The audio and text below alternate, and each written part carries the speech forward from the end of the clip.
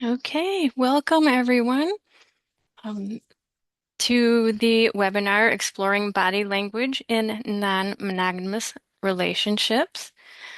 I'm Brenda, and I'm a professor for Fortis College Online. I hold a master degree of Applied Communication and a Master of Liberal Studies with specialization in American culture.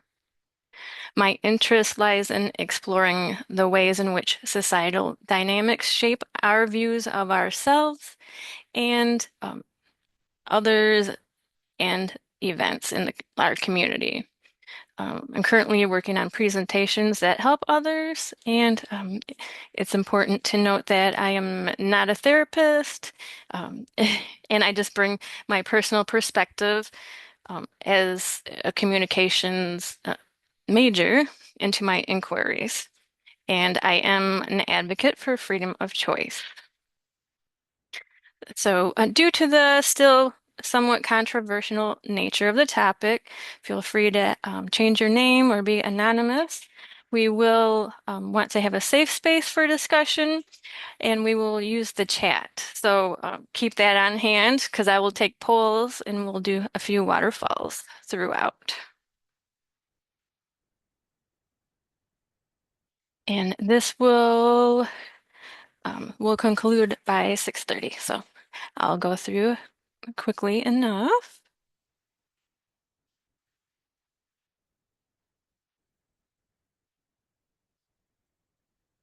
And so we're going to look at applying some body-based communication tools that will help foster clarity, trust, and connection across diverse non-monogamous dynamics.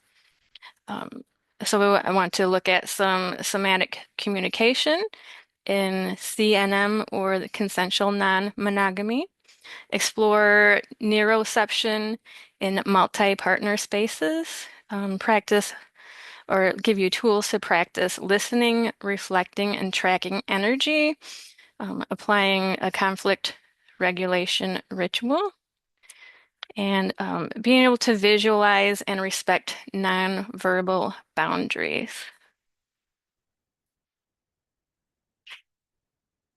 Okay, so good. Somebody can hear. My volume is showing that it's up, but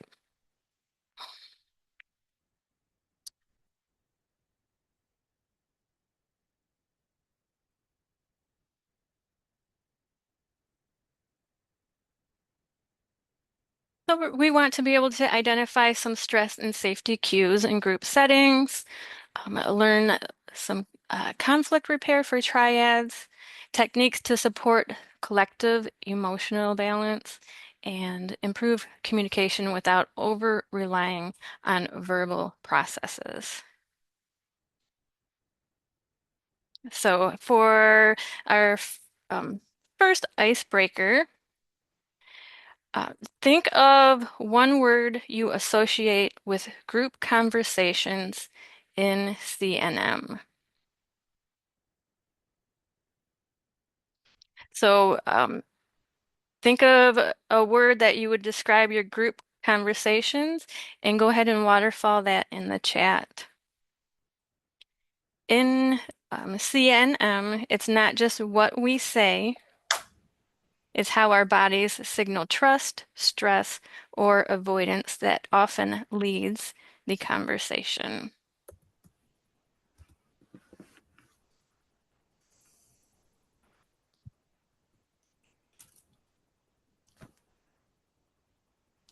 DJ, could you mute?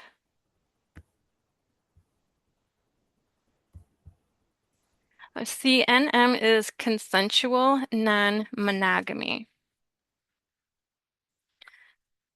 So monogamous is the state or practice of having only one sexual partner at a time, the state or custom of being married to one person.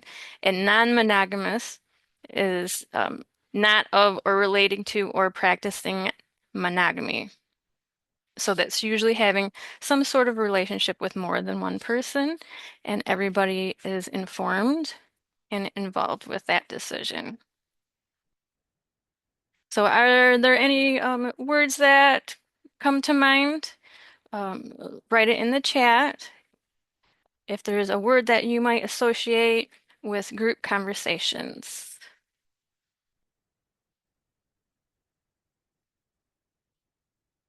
If not, that's okay too. Misunderstanding. Collaborative. Good. I would agree with both of those.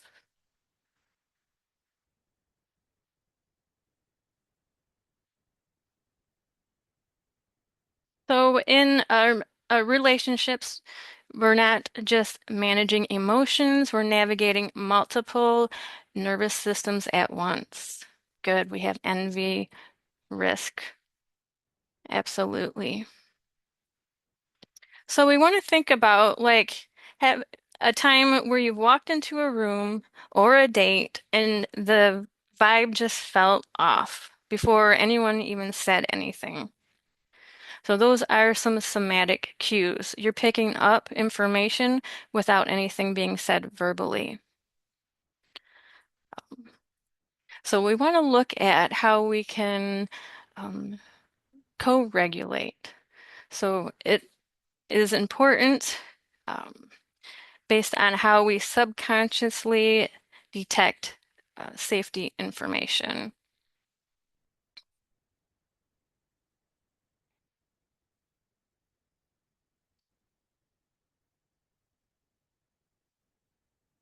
So we got to figure out what is our body saying in these group dynamics. The concept of neuroception is it's what allows humans to engage socially or shut down based on subconscious detection of threat or safety.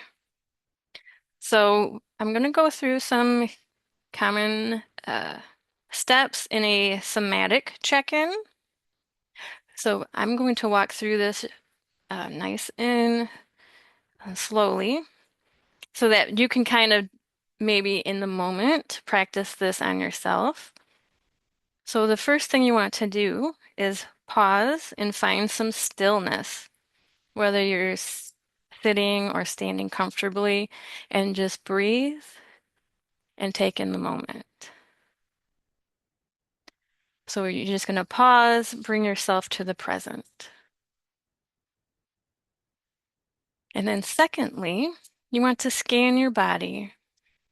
You can start from head to toe or reverse toe to head. Um, and notice any sensations in your body. Is there any tightness, warmth, numbness, tingling?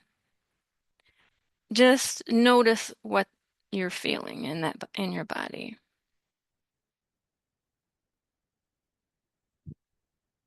And then label what you feel. So give a name to those sensations, such as there's tension in my jaw or my jaw feels tight. My stomach feels like it has butterflies. Name those sensations that you are feeling in your body.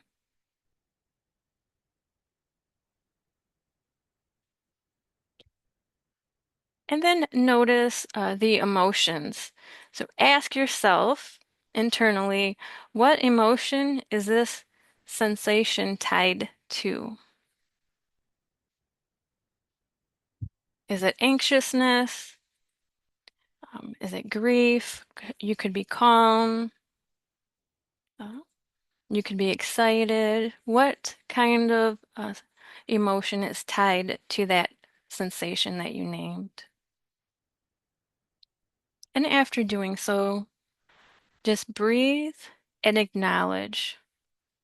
So take a few slow breaths and let your body know that you're listening. There's no need to fix anything, just observe. You're just observing what your body is telling you and the feedback that your body is giving to you.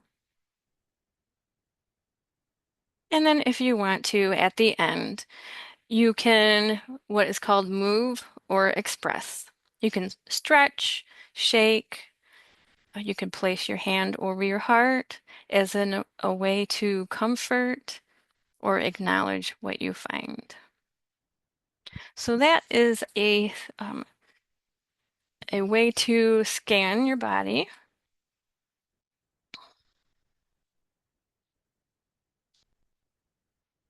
And it isn't about logic, it's about your body's instinct to lean in or pull back.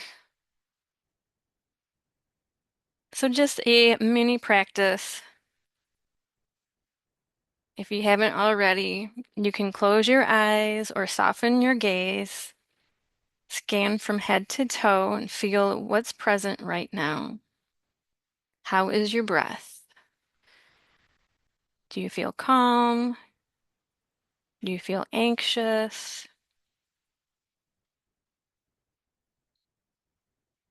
And then let's do another chat waterfall, which means just typing in the words. Um, Go ahead and put like 2 to 3 words of what kind of sensations do you find are usually present when your body feels safe, when you feel safe within a group setting. What sensations do you normally experience when you feel safe in a group? Warmth, mhm, excitement. What kind of excitement? What's the sensation there when you get excited? Mm, energetic, creative, energetic excitement. Good. Absolutely. Warmth. Awesome. Calm breath, comfort, relaxed. Yep, I do feel relaxed as well. Excellent. So next is a activity that can help groups, and that is um, changing roles. Now, the rotating roles is a practice that is best done when you can switch, you have enough time to focus in the moment, and it is in relation to what we just did, that somatic scan, that head to toe scan. So the speaker, reflector, and tracker activity. In group conversations, especially triads or polycules, we tend to unconsciously fall into roles. So this activity invites us to rotate and reflect on that. Um, So this can be done with groups of 3 and 4, and with those certain roles that get imbalanced, practice rotating through these roles with the individuals in your group, and that can help build equity and reduce over-talking or disengagement. So the speaker would share a story or experience about a recent group conversation. The reflector would paraphrase or reflect the tone, gesture. They're paraphrasing the emotion, but not the content. So, what emotion are they getting from what the speaker is saying? And the tracker will report on any energy shifts or changes in body language. They want to watch for the nonverbal cues. So the reflector is looking at the energetic feedback, and the tracker is looking for nonverbal cues or the body language. And the tracker is not interpreting anything, just observing. How is their breath? Is there tension or are they relaxed? Paying attention to the eye movement, etc. So after doing the exercise and rotating the different roles throughout, um, you want to consider like which role felt most natural to you, and which one was least natural and perhaps why. And by rotating through these roles, everyone has a chance to practice either speaking, telling their experience about a group conversation, or really being in tune and trying to pay attention to the person's energetic or nonverbal feedback.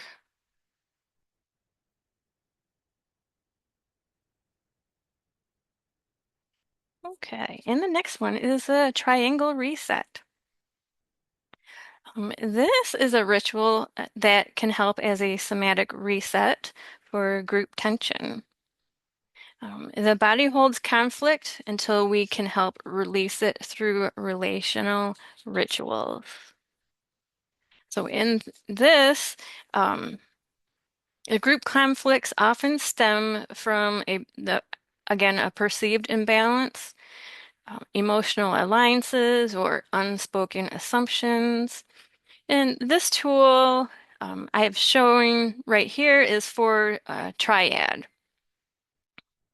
So the group would sit down with each other and everyone would share three feeling words, what they're feeling in their body. So the person A would say three things, person B would say three things, and person C would say three things that they're feeling. And this is a non-judgmental environment. And then you're going to practice some intentional eye contact to circle through.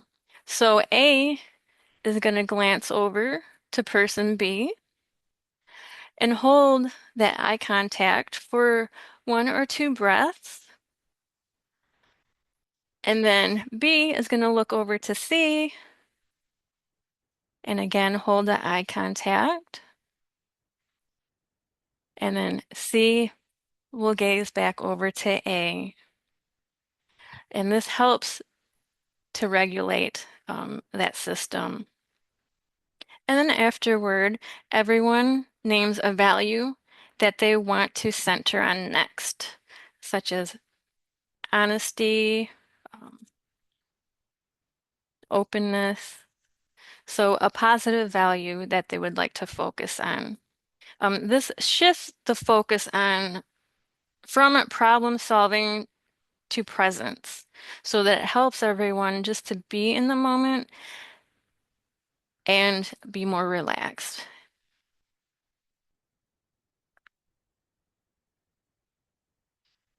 All right, and my next is consent mapping.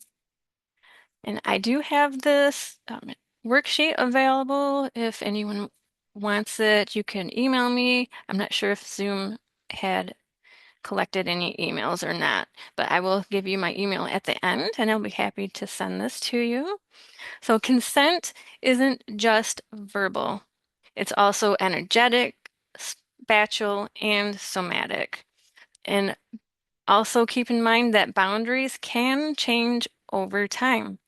So it's important to revisit these things on a regular basis, whether that be every few months, every 6 months.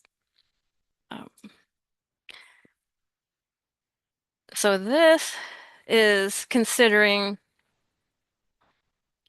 how you want to experience the touch with your body.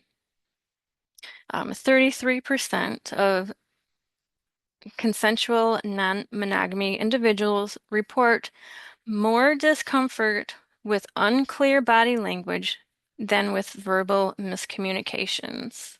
And that's in this from the same study, is the quote online. So consent mapping can help. You can use a visual worksheet or a body line outline and with colored pens, or you can even put emoji reactions indicating your comfort levels to touch. It can be yes, a no, a maybe. You can indicate proximity. So you could have some green, yellow, or red check marks on the body, but you can also put some outside of the body. So yes, consent needs to be explicit to avoid any misunderstanding, or if anybody is not wanting touch in certain areas or near them even, this helps to map and visualize the okay. And then the nonverbal cues section. So this is something I enjoy because I tend to give more nonverbal feedback than I do verbal when it comes to consent. So things that you want to use or do use to indicate consent or discomfort. It could be a leaning in, leaning back. It could be like a thumbs up or thumbs down. It could be a wink. You could even put your hand up, like no, or wave your finger. Um, so it's good to know and list out some nonverbal cues that you are comfortable with giving to indicate to your partners, this is okay, this I'm not so much, um, now I'm not feeling it, or even just backing away a little can be an indicator. So think of the ways that you would use those nonverbal cues. What is, so I want to see some more in the chat. What's one signal you give off when you feel a nonverbal no? So when you're feeling no, hold up, what is a nonverbal cue that you might use to indicate that you're not feeling it?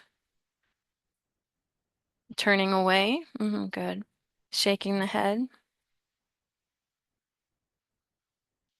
Close off, pull back. So yep, pulling back, body tense. So this activity might be helpful because your partners might not always realize when you feel like your body is tense. So it's important to be very clear on what your language is going to look like with their partners. So I think this is a helpful tool.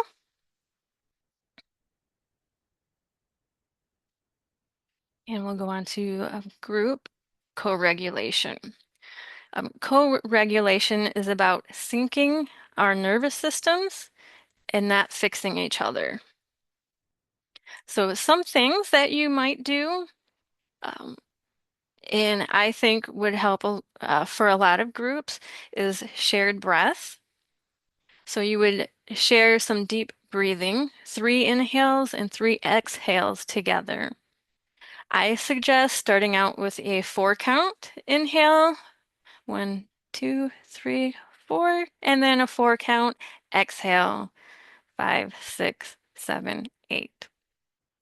And then I would increase it to 5. So I'd start with 4, then go up to 5, and then 6 if you can.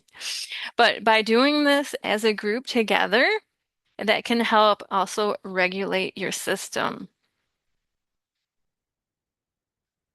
You can use this soft focus gaze, looking toward and not at others. You just kind of open gaze and relaxed. And you can also incorporate hand anchoring. So you can have your hand on your heart or thigh, or with consent on your partner, like on their shoulder, their back. Um, and this helps to regulate. And also the touching increases the bonding hormone, oxytocin, and that can down regulate the amygdala, which controls fear.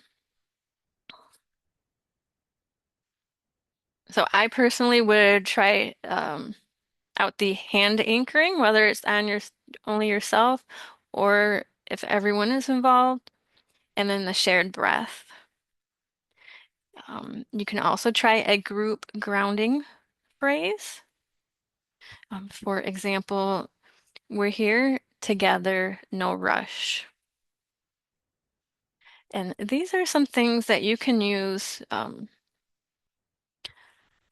before having important conversations.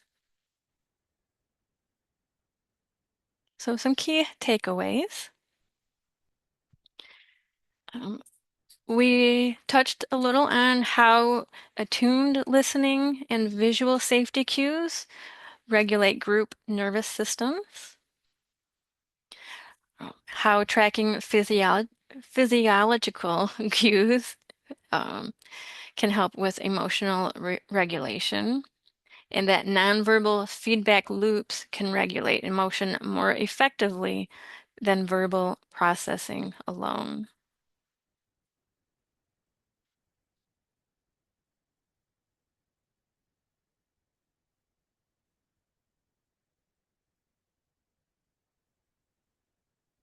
And then so some ideas for you to take away. That group grounding and eye contact, that triangle, shared breath before big conversations, and asking your partner, where is that in your body? Versus asking, how do you feel? So that's a little more specific. Where is this in your body?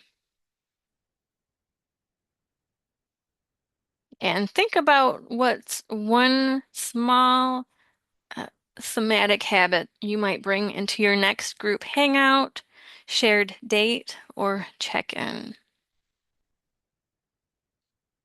These grounding practices are great before group sex, conversations, or decision making. Here's some of my sources.